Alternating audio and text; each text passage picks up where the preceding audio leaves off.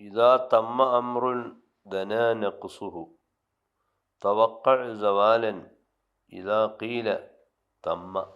ഒരു കാര്യം പൂർത്തിയായാൽ, പൂർണ്ണതയിലെത്തിയാൽ പിന്നെ താഴോട്ടാണ് പോവുക. അതുകൊണ്ട് കംപ്ലീറ്റായി, പൂർണ്ണമായി, വിജയിച്ചു എന്നൊക്കെ കേട്ടാൽ ഇനി അത് നീങ്ങാൻ പോവുകയാണ് എന്ന് നീ മനസ്സിലാക്കിക്കൊള്ളണം. ഈ ഭൗതിക ജീവിതത്തിൽ അല്ലാഹു തആല നമ്മെക്കൊണ്ട് പല കാര്യങ്ങളും ഉദ്ദേശിച്ചിട്ടുണ്ട്, വെറുതെ സൃഷ്ടിച്ചതല്ല. വമാ ഖലഖനസ് സമാവാതി വൽ അർള വമാ ബൈനഹുമാ ലാഇബീൻ.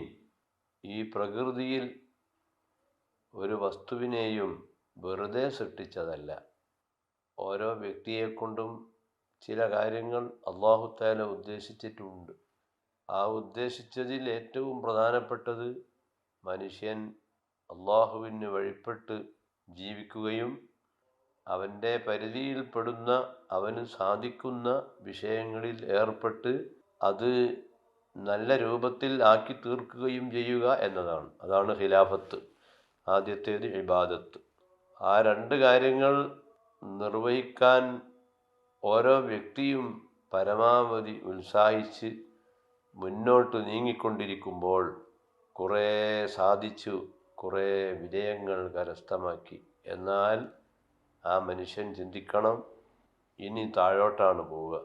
ആ താഴോട്ടുള്ള ആ യാത്രയിൽ പരാജയങ്ങൾ സംഭവിക്കാതെ ഉയർച്ചകൾ അവിടെ ഉണ്ടാകണമെങ്കിൽ ഇനി നല്ലത് നല്ല പ്രവർത്തനങ്ങളോടുകൂടിയുള്ള ഈമാനോടെയുള്ള മരണം. അതാണ് ആഗ്രഹിക്കേണ്ടത്. അതാണ് യൂസുഫ് നബി അലൈഹിസ്സലാം ആഗ്രഹിച്ചു. എൻ്റെ അവസാനം നീ നന്നാക്കി തരണം, ഈമാനോടെ, ഇസ്ലാമോടെ എന്നെ മരിപ്പിക്കണം. അള്ളാഹു ചെയ്ത നിഅമത്തുകൾ വളരെ വലുതാണ്. എനിക്കും നിങ്ങൾക്കും അള്ളാഹു ചെയ്ത നിഅമത്തുകൾ വളരെ വലുതാണ്. ആ നിഅമത്തുകൾ എണ്ണി എണ്ണി പറഞ്ഞുകൊണ്ട് യൂസുഫ് നബി അലൈഹിസ്സലാം ഒരു ദുആ നടത്തി. റബ്ബി ഖദ് ആതൈതനി മിനൽ മുൽക്കി വഅല്ലംതനി മിൻ തഅ്വീലിൽ അഹാദീസി ഫാത്തിറസ് സമാവാതി വൽ അർളി അൻത വലിയ്യി ഫിദ്ദുനിയാ വൽ ആഖിറ തവഫനി മുസ്ലിമൻ വഅൽഹിഖ്നി ബിസ്സാലിഹീൻ. രാജസയ്യിദായ അള്ളാഹുവേ, നീ എനിക്ക് അധികാരങ്ങൾ നൽകി ഈ മിസ്റിൽ ഭരണത്തിൻ്റെ ചക്കരക്കുടത്തിൽ കൈയിട്ട് വാരാൻ എനിക്ക് നീ അധികാരം തന്നു. ഞാനത് സൂക്ഷിച്ച് കൈകാര്യം ചെയ്തു, ഭരണം നടത്തി, പാവപ്പെട്ടവർക്ക് ഉപകാരപ്പെടുന്ന രൂപത്തിൽ അഡ്മിനിസ്ട്രേഷൻ കാര്യങ്ങൾ നിർവഹിച്ചു. നീ പല നിഅമത്തുകളും എനിക്ക് നൽകി, അതൊക്കെ ആസ്വദിച്ചു. അത് ഉപകാരമുള്ള രൂപത്തിൽ എൻ്റെ കഴിവ് ഞാൻ വിനിയോഗിച്ചു. ഇനി എൻ്റെ ആഗ്രഹം ഈമാനോടുകൂടി മുസ്ലിമായിട്ട് മരിക്കുക എന്നതാണ്. എൻ്റെ മുമ്പ് കഴിഞ്ഞുപോയ അമ്പിയാക്കളോടൊപ്പം എന്നെ നീ ചേർത്തണം, എന്നെ ഇസ്ലാമായിട്ട് നീ മരിപ്പിക്കണം.